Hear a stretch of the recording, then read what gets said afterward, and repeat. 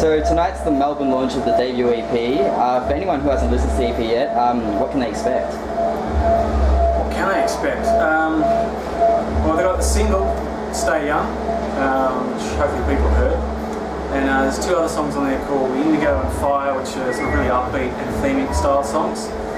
And then there's Endless Wonder, which is a breakup song, isn't it? It's a breakup song, yeah. So it's really really heartfelt one. So yeah, we're playing that one tonight. All the tracks in the EP we'll be playing tonight. I think they'll get a real snapshot of what we are as a band, and what we can portray, and what we give across in live. Yeah, it's just a snapshot of what we do. So I guess what's the response been like for people who have picked it up? It's been very positive, yeah. We've gotten a great response from everywhere. All the reviews have been really good, so yeah, we're really happy, we're really proud of it. So you worked with Jimmy Maridis, is it? And Tim Maridis! We love Jimmy Maridis. So what was it like to work with him and Tim Palmer on the EP? Jimmy's an amazing man. He came in and was basically a fifth member of the band. Yeah. He worked with us on the minutiae of the songs. You know, minutiae. It's a great word. Yeah, so we had our songs. Panache. In the pre-production stage, he came in and just fine-tuned everything. And in the studio, the guy's a machine. He is. The focus to maintain for long hours is. And when we're kind of slipping into different levels of delirium, he's there focused, keeping us in line. And then obviously Tim Palmer, which is, well, he's an amazing mixer, the stuff that he's done with artists he's worked with, like U2, Pearl Jam, David Bowie, just to have someone like him on board. It's pretty cool. Just really elevated the songs to another level. So you talked about the single Stay Young. You released the video about a month ago. What was it like to put the video together? It was fun. We took it back to the 90s, so we were collecting all these old memorabilia from the 90s, like Beverly Hills 90210. Cassettes. Yeah. Apparently. And the Teenage Mutant Ninja Turtles. Yeah, no, it was really, really fun. It was like a trip down memory lane. So you've been touring naturally since the start of the year, like supporting the EP. What have the shows been like this year? Been good. We started in Perth, which is where three of us are from, and that was awesome being back there. It's been a few years since we've been back there, and we did a festival out there too. What's it called? Throwing the Grapes. Yeah, that was awesome. Amazing, yeah.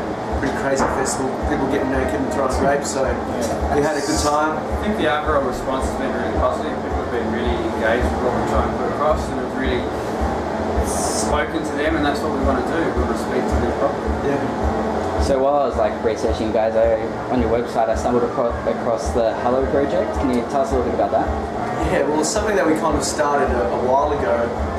It's kind of laying dormant at the moment, but basically it's something that we'll reintroduce, I guess. But it's basically collecting video from people around the world saying hello in different languages and near iconic landmarks from different countries. So we've been getting a few videos, but I got people from Machu Picchu, Red Square.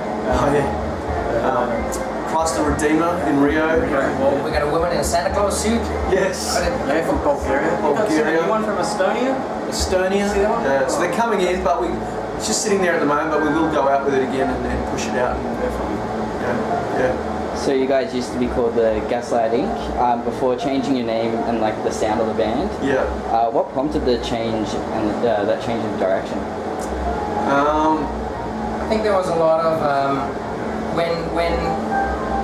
when Gasoline Inc. came to Melbourne, we had a bit of a change of members, and the three of us kind of restarted. Jason moved from being a bass player to a guitar player, which is what he actually should have been doing from the point. Back to being a guitar. Yeah, back to being a guitar player, and started really writing a lot more songs, and that really changed the direction and the sound, because he's got some very unique guitar sounds, and he plays synths and he does magic with the songs and the soundscape that he creates. So that really changed the way we were writing songs, and Gab just grew as a lyricist and great melodies that he comes up with, and Jared came into the band, he's great with structure, so that just changed the band completely. So was it hard, I guess, to rebrand yourselves? It was a hard decision to make. Yeah. Yeah, it But was. once we made it, it was actually came very natural, I think. It was the best thing for us. So I guess now that the EP is out there, what's next for the band? Good question. What is next? You know, it's like we still want to release another single off this EP. Yeah. You know, so we still want to go out and do another tour in another couple of months. Just keep getting out there to people. We just want everyone to hear it. Yeah. You know, so just work out and ask us. Listening to a few interviews, I've heard that you talk about how you don't want to restrict yourselves, I guess, to just Australia. Do you have any intentions of going out overseas and really pushing yourselves out there? Yeah, definitely. I mean, we've spoken about other interviews. Brazil as being a place we really want to get to. Yeah. We've just found that South American, we're building a bit of an audience there through our Facebook ads and things that we run. And they seem to be really connecting with our songs. So Brazil is a place that's sort of looking likely as an international touring spot for us. South America in general. Yeah. Peru, Argentina, Mexicans digging. Uruguay, Paraguay, Chile, Venezuela. Congozola. Yeah. It's huge. Well, thanks for taking the time to chat to us today. Thanks for having us. Cheers. Yeah.